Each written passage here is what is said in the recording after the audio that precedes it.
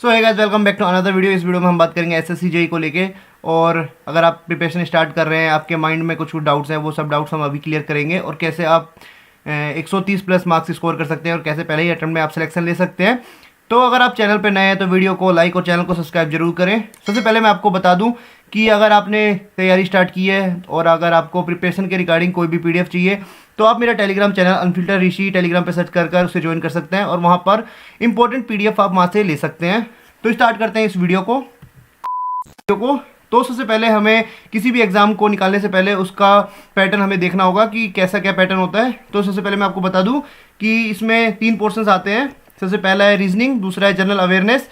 ये मतलब अपने आप में ही बहुत बड़ा सिलेबस होता है जनरल अवेयरनेस का। काफ़ी लोग गलती करते हैं कि जीके जीएस को लाइटली ले लेते हैं, तो हमें लाइटली नहीं लेना है।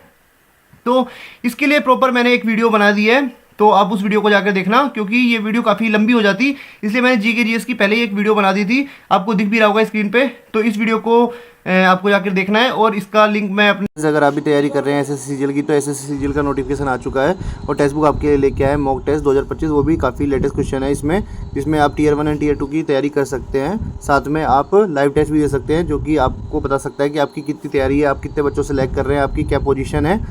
और ये सब आपको मिलेगा टेक्स्ट बुक पास प्रो में 1 पास 2 एस ऑल एग्जाम, जिसमें आपको 1.5 लाख से ज़्यादा mock test for 700 plus exam देखने को मिल जाएंगे। 12 प्लस लैंग्वेजेस में टेस्ट आप देख सकते हैं। 22.5 लाख से ज़्यादा एक्टिव यूजर्स हैं यहाँ पे। और अगर आप मेरा कूपन कोड RISHI यूज़ करोगे तो आपको इंस्टेंट 12% का वो भी मिलेगा। मैं डिस्क्रिप्शन पे डाल दूंगा, तो वहाँ से जाकर आप इस वीडियो को देख लेना। इस वीडियो में प्रॉपरली हम टेक्निकल के ऊपर बात करेंगे। तो जो थर्ड पोर्शन है हमारा वो टेक्निकल का है। तो अगर आप सिविल के हैं तो मैं इस वीडियो में सिविल वालों के लिए बताऊंगा, इलेक्ट्रिकल और मैकेनिकल वाले के लिए बाद में मैं कोई वीडियो बना दूंगा। तो सबसे पहले आपको देखना होगा कि 200 क्वेश्चन आते हैं, जिसमें हमारे पास 2 घंटे का टाइम होता है। तो 50 क्वेश्चन रीजनिंग के होते हैं, 50 जीके जीएस के होते हैं और 100 क्वेश्चन टेक्निकल का होता है। और तीनों मिला के हमारे पास 2 घंटे होते हैं। तो some common doubts in your mind, जो भी तैयारी कर रहे हैं उनके दिमाग में ये कॉमन क्वेश्चंस जरूर आएंगे। क्योंकि अगर आप किसी चीज़ के लिए सीरियस हैं तो आपको डाउट जरूर आएगा कि मैं जो पढ़ रहा हूँ मैं सही पढ़ रहा हूँ या नहीं। तो ये कुछ डाउट्स हैं जो कि मैंने कमेंट सेक्शन से उठाए हैं। पहला कि फर्स्ट अटेम्प्ट में मैं कैसे एसएससी को निकालूं, दूसरा है कि 6 महीने इनफ होंगे या नहीं, तीसरा जीके जीएस कैसे करूं, चौथा कोर्स लेना चाहिए या नहीं लेना चाहिए, और पांचवा इंपॉर्टेंट टॉपिक्स जिस पर मैं फोकस करूं ताकि मैं ज़्यादा से ज़्यादा स्कोर कर सकूं। तो इनका एक एक करके मैं आंसर देता हूं, पहले अटेम्प्ट में कैसे निकालूं। तो इस वीडियो को लास्ट तक जरूर देखना और मैं बताऊंगा कि क्या क्या चीज़ें आपको जरूरी करनी चाहिए जिससे आप पहले अटेम्प्ट में सिलेक्शन ले सकते हैं। दूसरा, 6 मंथ्स इनफ होंगे, तो बिल्कुल भाई बिल्कुल हाँ, अगर आप बेसिक से स्टार्ट कर रहे हैं तभी 6 महीने आपके लिए बहुत हैं, आप आराम से सिलेक्शन ले सकते हैं। तीसरा, जीके जीएस कैसे करूं, तो इसके लिए मैंने प्रॉपरली एक वीडियो बनाई है, उस वीडियो को जाके देखिएगा। चौथा, कोर्स लेना चाहिए या नहीं। तो भाई अगर आप जीरो से स्टार्ट कर रहे हैं, अगर आपके पास कोई भी नोट्स नहीं है, कुछ भी सोर्स नहीं है, कहाँ से क्या स्टार्ट करना है, तो बिल्कुल आपको कोर्स लेना चाहिए। अगला, इंपॉर्टेंट टॉपिक्स जिस पे मैं फोकस करूं, तो इस वीडियो में मैंने बताए हुए हैं कि कौन कौन से टॉपिक्स कहाँ से क्या पढ़ना है, मैं सब आगे बता रखा हूं वीडियो में।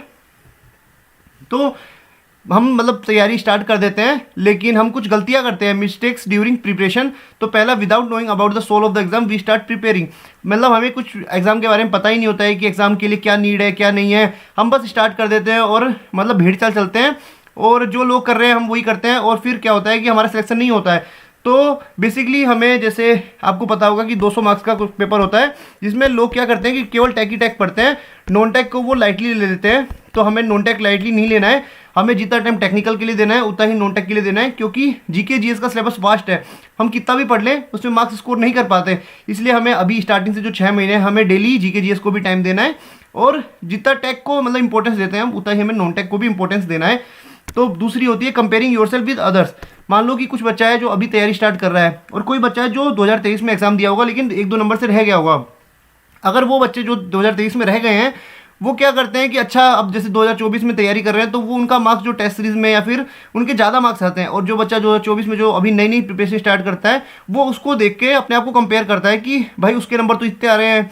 वो ये नहीं देख रहा कि उसने तैयारी कब स्टार्ट की थी, और वो अपने आप को उससे कंपेयर करके मतलब अपना आपका मोरल डाउन करता है। तो अपने आप को किसी से कंपेयर नहीं करना है, अपना मेन टारगेट होना चाहिए कि मेरे को 130 प्लस लाना है, और वो कैसे भी लेके आना है, किसी और से हमें कोई कंपैरिजन नहीं है हमारा। और अगला है, we can take non tech portion lightly. तो मैंने आपको बता दिया कि नॉन टेक को हमें लाइटली नहीं लेना है, हमें जितना टेक्निकल के लिए जो इंपॉर्टेंस देते हैं हम उतना ही इंपॉर्टेंस हमें नॉन टेक को देना है।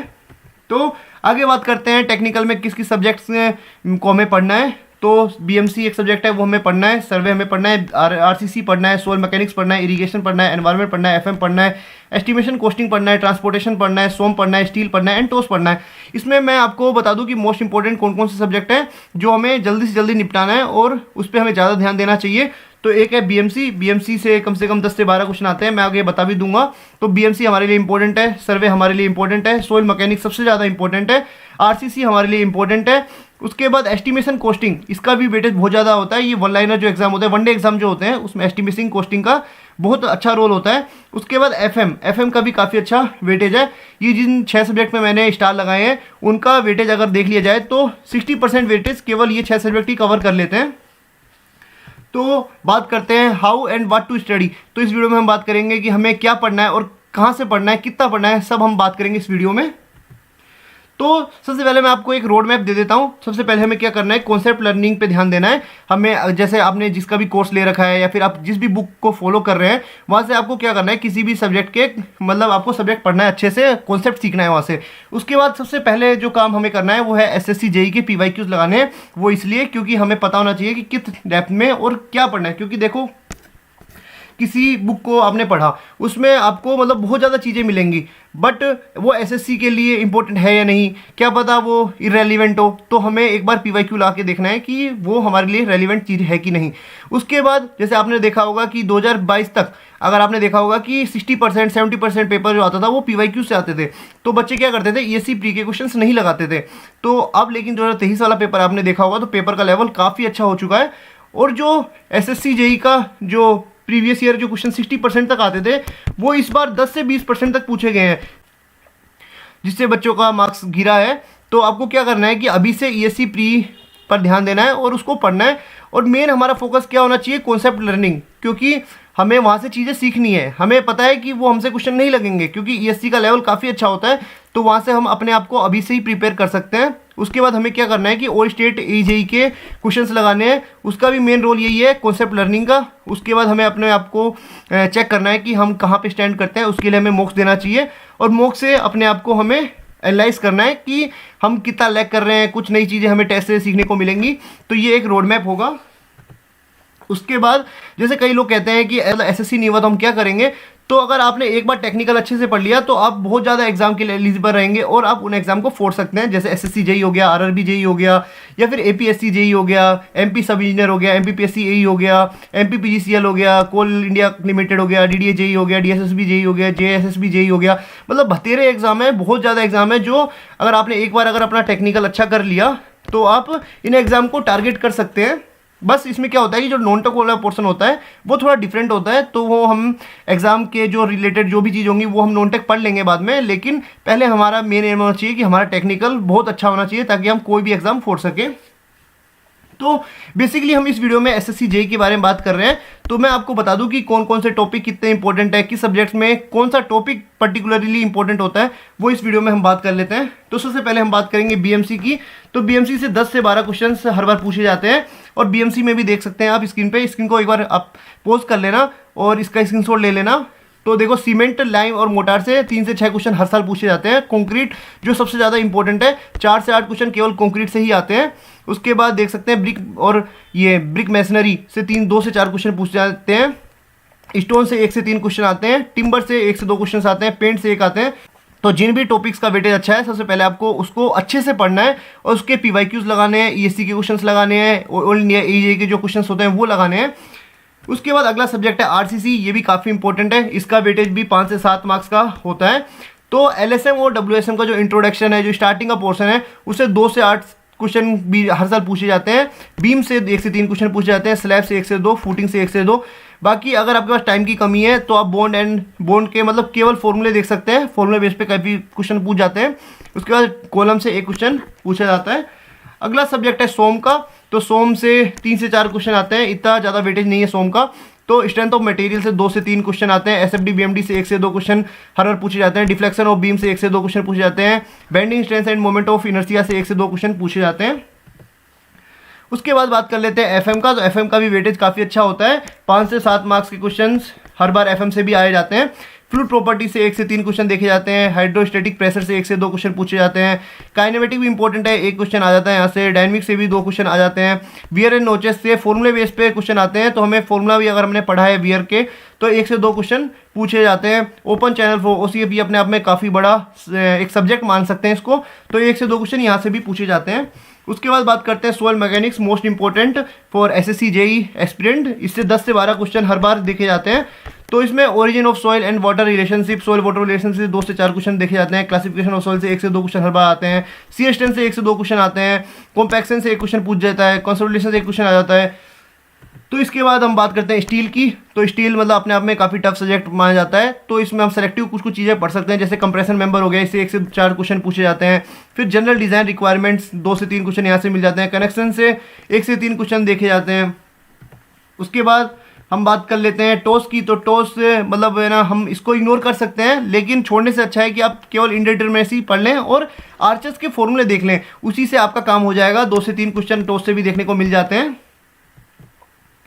इसके बाद हम बात करते हैं एस्टिमेशन कॉस्टिंग। सबसे ज़्यादा इंपॉर्टेंट ये है क्योंकि इसमें आपको ज़्यादा कुछ नहीं पढ़ना है। मैंने अपने टेलीग्राम चैनल पे मैंने जो फॉलो किया था उस पीडीएफ को डाल रखा है। वो 20 से 25 पेज की पीडीएफ है और ऑलमोस्ट वहाँ से सब कुछ कवर हो जाएगा। उसके बाद आपको क्या करना है कि एसएससी जेई के जो पीवाईक्यू है वो लगाने हैं। वो कुछ 250 से 300 क्वेश्चन होंगे वहाँ पे।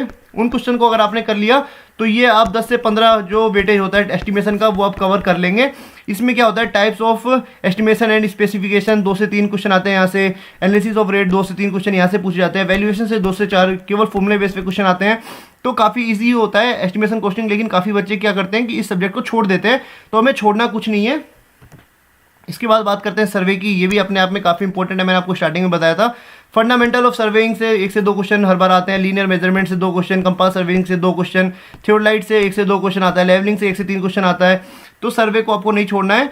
मतलब लोगों को लगता है कि सर्वे हार्ड है, बट सर्वे को अगर आपने एक बार अच्छे से पढ़ लिया तो आप सर्वे के सारे क्वेश्चन कर लेंगे।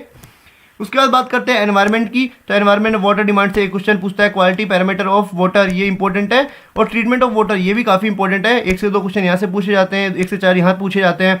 फिर सीवेज ट्रीटमेंट से 1 से 2 क्वेश्चन आ जाते हैं। इसके बाद बात करते हैं हम इरिगेशन की एंड हाइड्रोलॉजी की। तो इरिगेशन एसएससी जेई के लिए इंपॉर्टेंट है, बट हाइड्रोलॉजी इतना इंपॉर्टेंट नहीं है एसएससी जेई के लिए।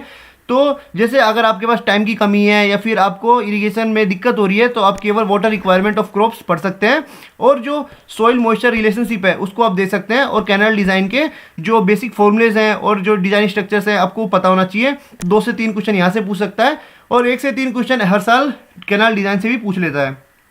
उसके बाद बात करते हैं ट्रांसपोर्टेशन की। तो ट्रांसपोर्टेशन भी अपने आप में काफ़ी बड़ा है, क्योंकि इसमें रेलवे भी है, एयरपोर्ट भी है, हाईवे भी है। तो आपको क्या करना है, मेन फोकस आपका होना चाहिए हाईवे पे। और हाईवे में भी आपको ज्योमेट्रिक डिज़ाइन आपको पता होना चाहिए, क्योंकि 2 से 4 क्वेश्चन केवल ज्योमेट्रिक डिज़ाइन से आ जाते हैं। इसके बाद बात करते हैं कि मतलब जो पैटर्न होता है एसएससी जेई का, मतलब मैं प्री की बात कर रहा हूँ पहले। तो प्री में क्या होता है कि न्यूमेरिकल पे मतलब हमें इतना ध्यान नहीं देना है। जैसे जो हमारा मेन एम क्या होना चाहिए कि जो टफ न्यूमेरिकल्स हैं उसे हमें इग्नोर करते हुए चलना है, क्योंकि जो टाइम लिमिट है हमारे पास 2 घंटे, उसमें हमें मान लो कि 40 मिनट हमें रीजनिंग को दे दिया, बचा 10 मिनट हमने उसको दे दिया जीके जीएस को, तो बचे जो 70 मिनट है, 70 मिनट में हमें 100 क्वेश्चन टेक्निकल के करने हैं। और अगर हम उसमें फंसे रह गए अगर टफ क्वेश्चंस में, तो हमारा टाइम वेस्ट हो जाएगा। इसलिए हमें क्या करना है कि जो इजी न्यूमेरिकल्स हैं उसे हमें करते हुए चलना है। और केवल 20% वेटेज ही होता है न्यूमेरिकल का, इसलिए टफ क्वेश्चन में हमें नहीं फंसना है। जो क्वेश्चन फॉर्मूले बेस पे बन रहे हैं, एक बार में बन जा रहे हैं, उन्हें हमें करते हुए चलना है। तो आपको एक चीज़ ध्यान रखनी है कि टफ क्वेश्चंस में हमें नहीं फंसना है। दूसरा, हमारा मेन एम होना चाहिए कॉन्सेप्चुअल क्वेश्चंस पे। तो मैंने आपको बताया अभी थोड़ी देर पहले कि कॉन्सेप्ट आपको कैसे अच्छे करने हैं, तो वो आपके अच्छे होंगे ईएससी के पीवाईक्यू लगा के, क्योंकि ईएससी में अच्छे से अच्छे कॉन्सेप्ट के जो क्वेश्चंस होते हैं वो वहाँ पे पूछे जा चुके हैं। तो आपको अपनी तैयारी ईएससी लेवल की करनी है, क्योंकि अगर आपने एक बार अच्छे से तैयारी कर ली तो आप बहुत ज़्यादा एग्जाम निकाल सकते हैं। तो आपको क्या करना है कि एक बार पीवाईक्यू लगा के देखना है और एनालाइज करना है, analyse the level of the question from PYQ and prepare for it. तो आपको पहले से ही पता होना चाहिए कि किस लेवल तक एसएससी जेई पूछ सकता है, उस लेवल पे अपने आप को तैयार करना है। उसके बाद बात करते हैं कि किन किन बुक्स को आपको फॉलो करना चाहिए जिससे आप अपनी तैयारी को अच्छी कर सकते हैं। तो सबसे पहले मैंने आपको बताया था कि एजेई के क्वेश्चंस लगाने हैं। तो वो एजेई के जो क्वेश्चंस होते हैं वो आपको लगानी है यूथ पब्लिकेशन से। ये यूथ पब्लिकेशन की बुक है, ये जेई वाली बुक है, लेकिन जैसा आपने देखा होगा कि 2023 से पैटर्न चेंज हो रहे हैं। तो आपको क्या करना है कि यूथ की बुक लेनी है, लेकिन आपको एई वाली बुक लेनी है। दूसरी ये सिविल बूस्टर, ये आपको अभी काम नहीं आएगी, ये आपको रिवीजन पर्पस के लिए काम आएगी। तो ये बुक को आप लास्ट में ऑर्डर कर लेना। और जैसे लास्ट में क्या होता है कि नोट्स हमारे पास और नोट्स हो नहीं हो, तो हमें क्या करना है कि बूस्टर से आपको रिवाइज करते हुए चलना है। उसके बाद जो मैंने आपको बात की थी कि PYQ की आपके पास बुक होनी चाहिए, ताकि आपको पता होना चाहिए कि SSC JEE किस लेवल तक क्वेश्चन पूछ सकता है। तो आपको IAS मास्टर की SSC JEE की PYQ वाली बुक ऑर्डर कर लेनी है। उसके बाद मैंने आपको बताया था कि ESC की बुक आपके पास होनी चाहिए। जो कॉन्सेप्ट को अच्छा करने के लिए आपको IAS मास्टर की ESC वाली PYQ वाली बुक आपको होनी चाहिए और ऑब्जेक्टिव वाली होनी चाहिए। तो इस वीडियो के बाद भी अगर आपको कोई डाउट बचता है तो मेरे से कमेंट सेक्शन में पूछ लेना, या फिर टेलीग्राम पे आप मेरे को पर्सनली मैसेज कर देना, मैं आपका रिप्लाई कर दूंगा। तो इस वीडियो को यही समाप्त करते हैं। चैनल को सब्सक्राइब और वीडियो को लाइक जरूर करें।